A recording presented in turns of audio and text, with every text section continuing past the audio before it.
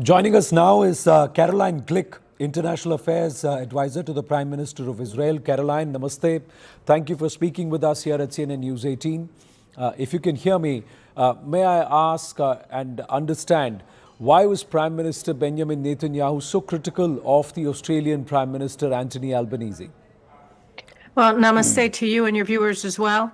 The reason that the Prime Minister is so critical of the Australian Prime Minister Albanese is because Prime Minister Albanese in Australia has not only stood by, he's enabled violent assaults against Jews for the past 2 years since October 7th. You know, on October 9th, you had a crowd of people standing by the Sydney Opera Building screaming Jews to the gas.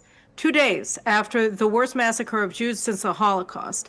And the crowd wasn't dispersed by Australian authorities. The crowd openly calling for the genocide of Jews in Australia and everywhere else and threatening and taunting Australian Jews. Instead, the Australian authorities told the Jews to stay home, to disperse, to walk away, and allowed this mob to cede and to have its message of genocide be legitimized in Australia. And since then, we have seen just attack after attack after attack. And each time, they're warned, we tell them, we warn them, and they don't do anything. Instead, the Australian government responded to October 7th. You know how? By giving $25 million to Gaza, by giving $25 million to Hamas.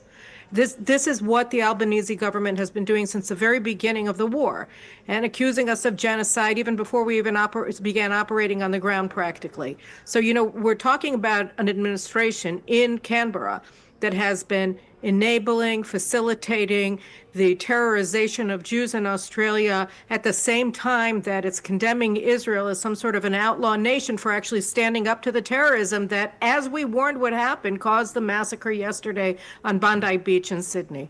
That's why he's critical, because Australian Prime Minister Albanese was warned repeatedly. We warned him. The Jews of Australia warned him, and he didn't listen. Instead, he continued to empower the Palestinians, yes, by recognizing a state of Palestine. You know what?